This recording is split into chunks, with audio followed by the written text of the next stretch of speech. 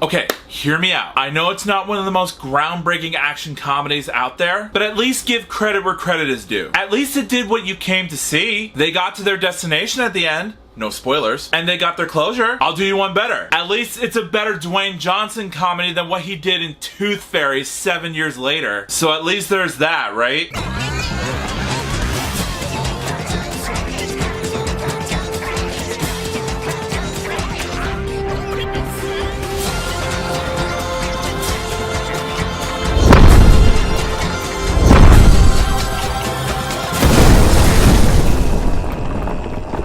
Yo, what is up, my Cinedroids? G to the S here. Today, I'm gonna be reviewing Dwayne Johnson's latest action comedy, The Rundown, where he plays a tight-lipped bounty hunter named Beck, who doesn't like to use a gun and accepts any job without asking questions. When Beck's employer, Walker, played by William Lucking, sends him to the Amazon to locate Walker's cocky son, Travis, played by Sean William Scott, Beck discovers a population controlled by a tyrannical treasure hunter, played by the infamous Christopher Walken. To survive, Beck and Travis must work together, without their affections for a mysterious rebel, played shockingly by both Ahsoka Tano from The Mandalorian and Lego Barbara Gordon from the Lego Batman movie, Rosario Dawson, getting in the way. Wow, surprising that she would show up in this movie. Okay, first off, if you guys want me to start off negative, sure, when it comes to the story's execution, I get it. It's more of a guy dropping off a scrawny teenager back to his father type of plot. And there may have been some nods to Temple of Doom a little bit for your sake, but for me, I don't mind this type of plot. It's one of those movies where you don't take it way too seriously, and you just need to turn your brain off and just have some fun with it. That's all there is to it. But I do understand why it's not been well received by most people. And yeah, there are some moments during scenes where Dwayne Johnson lays a smackdown on Christopher Walken's soldiers, and some moments do look like that Dwayne Johnson is on an invisible string when doing his slow-mo shots, but most of the action in this movie is fun. And you guys know me, I'm a sucker for action scenes. Coincidentally enough, Dwayne Johnson has been a WWE fighter before, and it makes sense that during filming, the way he fights is intimidation to the maximum level. He's a beast when he fights on screen. I'm not gonna lie, I can see why the female teens have a crush on him at the time, but that's neither here nor there. Point is, say all you want about this movie, but I thought all the fight choreography in this movie is fun to look at. It's not the most artistic and groundbreaking, sure, but it's still not bad to look at either. Also, when it comes to both character development and their comedic banter throughout the whole journey, it can get a bit grating for some people. But in terms of their development, Sean William Scott's character makes sense. I can see why his father calls him a disappointment. He's cocky, he's selfish, and he also acts like your average typical teenager who just won't follow any of the rules that a father figure should give him. And I can tell that whenever Travis pokes fun at him, Beck just gets sick and tired of him. You actually start to side with him when he says to himself, damn, I should have left them there to be fed to the wolves at this point. For me, that adds to the comedy. I don't care what you guys say about it. Sure, there are some jokes that don't land with me. I'll give you that. But both Dwayne Johnson and Sean William Scott were both funny to watch on screen. I just can't help but chuckle. And while on that subject, the direction coaching from Peter Berg wasn't too bad. I mean, he's not a perfect choice to direct, but for what he presented us on screen, he didn't do that bad of a job either. It was serviceable. I know, I'm soft on movies like this, but unlike you haters out there, I tried to see the good on what movies can do. Sure, you can watch Nostalgia Critic and see the bad in film all you want until the angel's trumpets blare out, but I'm not one of those people who tears the film apart before they're being released. Anyways, now that I'm getting a bit sidetracked, I also thought the camera work and cinematography looked stunning to watch. This whole film is shot on location, specifically in Hawaii. Now sure, you can make the argument that filming took place in Brazil, but Wikipedia specifically states, and I quote, Berg and producer Kevin Misher were held up by armed robbers in Brazil in June 2002 while scouting locations. This meant they decided to film in Hawaii instead. So there's your proof right there before you start schooling me with your little nasty sausages on the keyboards. In fact, no.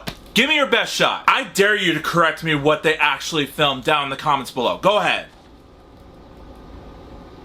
Yeah, that's what I thought. With that out of the way, before I wrap up this review, let's discuss their use of dramatic emotion in this movie. There are a couple moments during the final climax of the film where Dwayne Johnson faces his fear about guns and uses them to his advantage to save his friend from walking into the line of fire. And I'm not gonna lie, I was into it. I was cheering for both of these characters to make it by the end. And that moment where The Rock ignites the fury in his eyes and picks up that shotgun and starts annihilating every single gunman left and right, every which way. I can't help but say to myself, that's my boy right there. Give him the what for. Also, the theme of slavery in this movie was honestly pretty well done. I was kind of shocked that the people over at both Universal Pictures and Sony Pictures thought it up that way. Sure, it can get a little biblical towards the end for some people, where the main character has to take down the slave owners and free the slaves who have been whipped and abused. But hey, for me it works. I've watched Prince of Egypt plenty of times. I know how it ends. And you know what? Say all you want about it, but that ain't nothing. So yeah, guys, in the end, I thoroughly enjoyed The Rundown from start to finish. It had stunning cinematography, fun, colorful characters, funny comedy, and thrilling action sequences. Sure, it's not a movie to see more than once, but for what it is, I had a fun time with it. And as a result, I rate The Rundown